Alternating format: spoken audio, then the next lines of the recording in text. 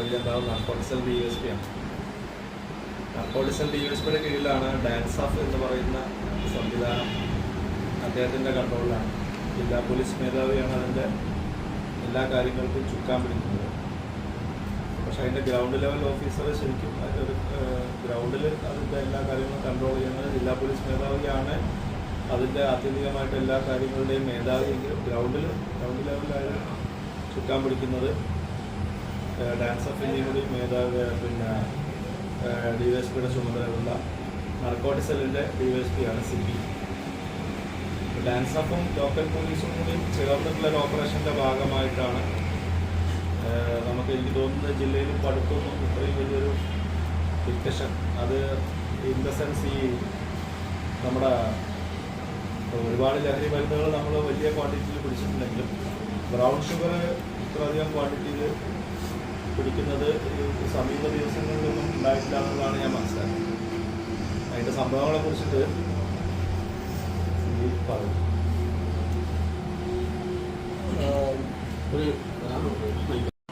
അതുപോലെ തന്നെ അടുത്ത പ്രദേശം വളാഞ്ചേരി പ്രദേശങ്ങളിലെ പന്തൽപ്പണി ചെയ്യുന്ന ആൾക്കാരാണ്.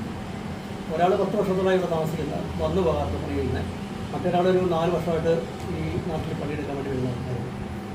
ഒരാൾ ആദ്യമായിട്ട് തന്നെ കേരളത്തിലേക്ക് കണ്ടുപിടിച്ചതാണ്, ആസാം സ്വദേശികളാണ്.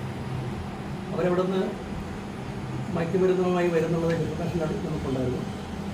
അതിൻ്റെ അടിസ്ഥാനത്തിൽ നമ്മളവരെ വാച്ച് ചെയ്തുകൊണ്ട് വരികയും അവരുടെ മൂവ്മെൻറ്റ് ശ്രദ്ധിച്ച് കിട്ടുകയും.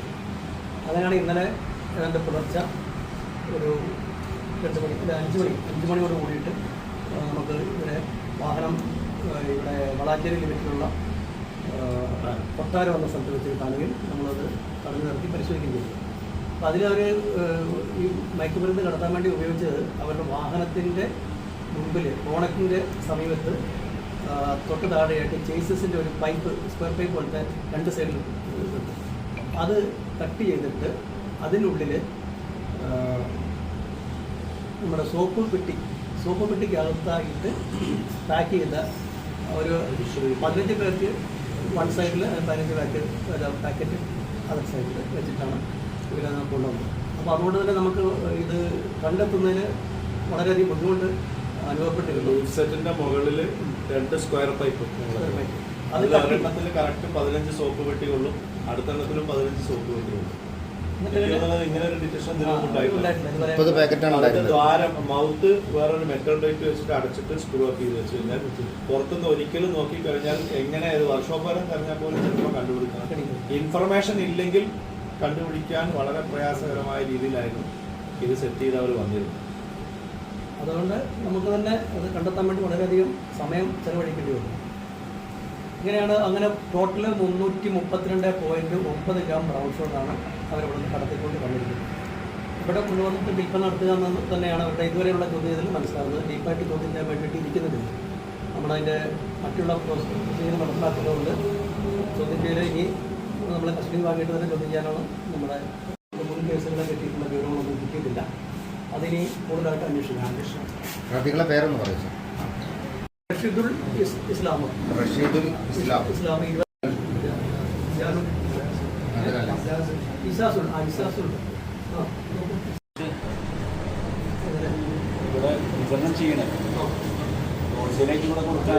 ഇൻവെസ്റ്റിഗേഷന്റെ ഭാഗമാണ്. അതിനെക്കുറിച്ച് നമ്മൾ അന്വേഷിച്ചുകൊണ്ടിരിക്കുകയാണ്. സാറേ, ഈ മലയാളികൾക്ക് പങ്കില്ലാതെ ഇത്രയും തോന്നൊരു ക്വാണ്ടിറ്റി ഇങ്ങോട്ടേക്ക് വരുമോ? ഇതിന് സെക്കൻഡ് ലെയർ എന്ന് പറയുന്നത് നമുക്ക് പ്രാഥമികമായിട്ട് മനസ്സിലായിരുന്നു അന്യ സംസ്ഥാനക്കാരനെ ഇവരുടെ നിന്ന് വാങ്ങിക്കുന്നത്. അതിനുശേഷം അതിൻ്റെ കൺസംഷൻ ലെവലിലേക്ക് പോകുമ്പോൾ മിക്കവാറും 1% ഈ പറഞ്ഞ നോർത്ത് ഇന്ത്യൻസ് ഉണ്ടെങ്കിൽ ബാക്കി 99% മലയാളീസിന് വേണ്ടിയിട്ട് നമ്മളെ കേരളത്തിലെ ആളുകൾക്ക് വേണ്ടിയിട്ട് തന്നെ കൊണ്ടുവന്നുള്ളതാണ് നമ്മളെ പ്രാഥമികമായിട്ടുള്ള നിഗമനം. അതിനെക്കുറിച്ച് നമ്മൾ കൂടുതലായിട്ട് അന്വേഷിച്ചുകൊണ്ടിരിക്കണം. നമുക്ക് ഇന്ന് കാലത്ത് 5:45 പിടിച്ചു കഴിഞ്ഞാൽ നാളെ രാവിലെ 5:45 മുമ്പ് ഹാജരാക്കണം. അപ്പോൾ അതിൽ ഇതിൻ്റെ നടപടിക്രമം നമ്മുടെ വളാഞ്ചേരി SI നിർമ്മൽ അദ്ദേഹത്തിൻ്റെ മുഖത്തേക്ക് നോക്കി അറിയാം. നമ്മളെ ഈ ഇൻഫർമേഷൻ ഏതാണ്ട് ഒരു 2 മണി 3 മണിയോടുകൂടി കിട്ടിയിട്ടുണ്ടായിരുന്നു. അതുപോലെ നമ്മുടെ ഡാൻസ് ഓഫിൽ ശ്രീ രാജേഷും അപ്പം മുതൽ ഓപ്പറേറ്റ് ചെയ്തതാണ്. ആ സമയം മുതൽ അവരെ നിന്ന സ്ഥലത്ത് നിന്ന് ചായ കുടിച്ചെന്നല്ലാതെ അവിടെ മാറിയിട്ടില്ല, മാറാൻ പറ്റില്ല. കാരണം അതൊരു കണ്ടിന്യൂസ് പ്രോസസ്സാണ്. അപ്പോൾ അതുകൊണ്ട് ഇൻവെസ്റ്റിഗേഷൻ്റെ ഭാഗത്തേക്ക് കിടക്കുന്നേ ഉള്ളൂ. അപ്പോൾ സെക്കൻഡ് ലെയർ ഇതിൻ്റെ അടുത്ത ഒരു ലെയർ എന്ന് പറയുന്നത് ഈ പറയുന്ന ആസാമോ അല്ലെങ്കിൽ ബംഗാൾ സ്വദേശികളോ ആവാനാണ് സാധ്യത പ്രാഥമികമായിട്ട്. പക്ഷെ തേർഡ് ലെയറിലേക്ക് വരുമ്പോൾ നമ്മളെ നാട്ടിലെ നമ്മളെ കൂടെയുള്ള ആളുകൾക്കൊക്കെ വിതരണം ചെയ്യാൻ വേണ്ടിയിട്ട് അതിന് ആ ഒരു ടീം എന്തായാലും ഇത് പർച്ചേസ് ചെയ്യാൻ ആൾ വേണം. അങ്ങനെയാണ് മനസ്സിലായിട്ടുള്ളത്. പർച്ചേസ് വാല്യൂ എന്ന് പറയുന്നത് അവർ പറഞ്ഞത് വെച്ച് നോക്കുമ്പോൾ ഏതാണ്ട് 15 ലക്ഷം. അതായത് ഇതുവരെയുള്ള ചോദ്യത്തിൽ 7.5 ലക്ഷം രൂപയ്ക്കാണ് ഈ സാധനം വാങ്ങിയതെന്ന് അവർ വാങ്ങി അവിടുന്ന് വാങ്ങിയത്.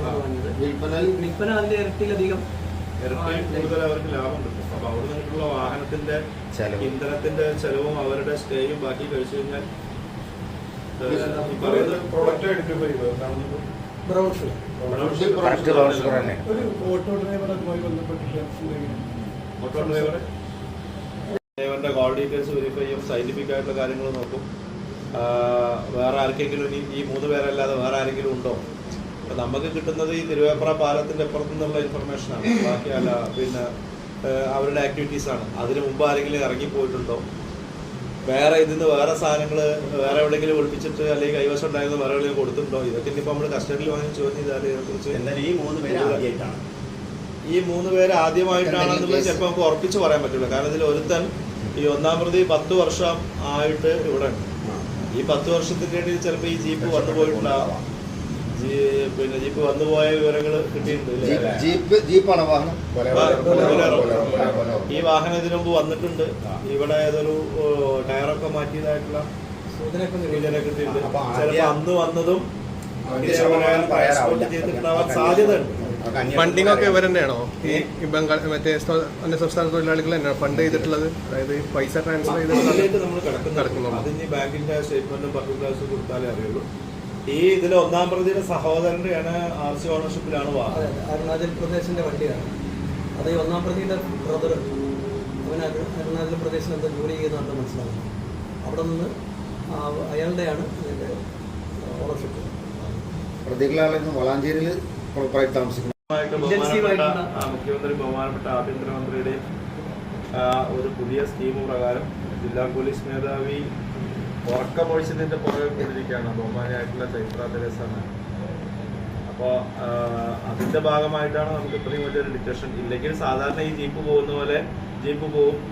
നമുക്കൊരു ഇൻഫർമേഷൻ കിട്ടിയില്ലെങ്കിൽ നമ്മൾ ഈ ജീപ്പ് എങ്ങനെ പരിശോധിച്ചാലും, ആര് മോട്ടോർ വെഹിക്കിൾ ഇൻസ്പെക്ടർ പരിശോധിച്ചാലും ഇതിൽ കാണാത്ത രീതിയിലാണ് അവർ ഒളിപ്പിച്ച് വെച്ചിരിക്കുന്നത്. സാധാരണ ഒരു ഭാഗം കട്ട് ചെയ്തിട്ടായിട്ടുള്ളിൽ. അപ്പോൾ ഏത് സ്പെഷ്യൽ ഡ്രൈവിന്റെ ഭാഗമായിട്ടാണ് നമുക്ക് ഇത്രയും വലിയൊരു എല്ലാ ഡാൻസ് ഓഫും അലർട്ടാവും. എല്ലാ സബ് ഡിവിഷനിലെ ഓരോ സബ് ഡിവിഷനും വേണ്ടിയിട്ട് ഡാൻസ് ഓഫ് ഓടി. യാദൃശികമായിട്ട് അത് എൻ്റെ സബ് ഡിവിഷനിൽ വന്നു. എൻ്റെ സബ് ഡിവിഷനിലെ ആളുകൾ കൂടുതൽ അലർട്ടായി.